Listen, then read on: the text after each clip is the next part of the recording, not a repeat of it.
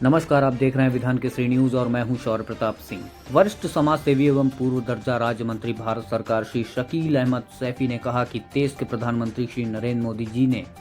देश को दुनिया के नक्शे पर नंबर 1 की श्रेणी में लाकर खड़ा कर दिया है,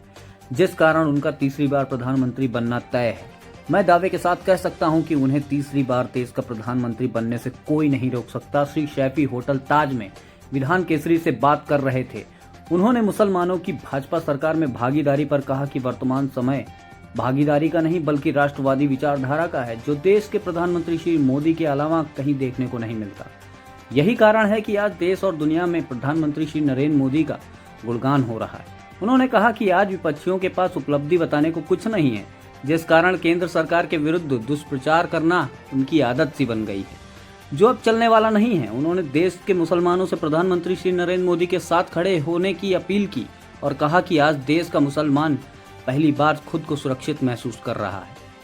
इसलिए उन्हें 2024 में श्री नरेंद्र मोदी के साथ कंधे से कंधा मिलाकर खड़ा हो जाना चाहिए। पूर्व दर्जा मंत्री ने कहा कि मुसलमान अपना कीमती वोट प्रधानमंत्री नरेंद्र मोदी को करे तो मैं दावे के साथ कह सकता हूं कि शासन सत्ता में भी मुसलमान की मत प्रतिशत के हिसाब से भागीदारी होगी। उन्होंने कहा कि आने वाला समय फिर नरेंद्र मोदी का है, जो बिना किसी भेदभाव के देश को विकास के रास्ते पर तेजी प्रदान कर रहे हैं। उन्होंने प्रधानमंत्री श्री नरेंद्र मोदी के साथ खड़े होने वालों को सच्चा राष्ट्रभक्त बताया और कहा कि यदि उन्हें तीसरी बार प्रधानमंत्री बनाने के लिए मुझे कुछ भी कुर्बान करना पड़े तो मैं पीछे नहीं हटूंगा। उन्होंने उत्तर प्रदेश के मुख्यमंत्री श्री योगी आदित्यनाथ की प्रशंसा करते हुए कहा कि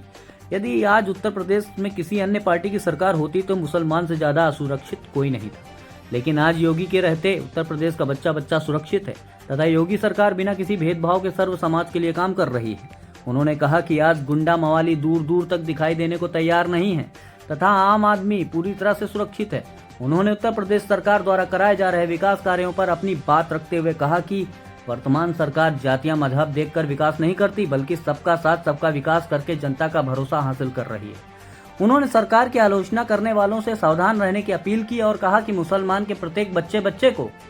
वर्तमान सरकार के साथ खड़े हो जाना चाहिए। यही सच्ची राष्ट्रभक्ति। धन्यवाद। मैं नरेंद्र मोदी जी के साथ हूँ, देश के प्रधानमंत्री के साथ हूँ और आदरणीय मोहन भागवत जी की कार्यशैली को देखते हुए मैं इस देश की सेवा कर रहा हूँ और जब तक मेरी सांस में सांस है मैं नरेंद्र मोदी जी के साथ और मोहन भागवत जी के साथ कार्य करता रहूँगा और मेरे बड़े भाई आदरणीय नितिन गडकरी जी के साथ। 2024 में क्या होने जा रहा है? 2024 में हम 400 प्लस सीटें लेके आएंगे माननीय नरेंद्र मोदी जी के नेतृत्व में और हम तीसरी बार सरकार बनाएंगे और इस देश का भविष्य जो 60 साल में 65 साल में कांग्रेस ने डुबो दिया, वो 9 साल में देश के प्रधानमंत्री आदरणीय नरेंद्र मोदी जी ने आज इस देश को 7वें आसमान पे पहुंचा दिया। मोदी जी की गारंटी आज मुस्लिम भी मानने लगा है, क्योंकि कांग्रेस ने हमेशा हिंदू मुस्लिम लड़ाई करा करके इस देश में जो कि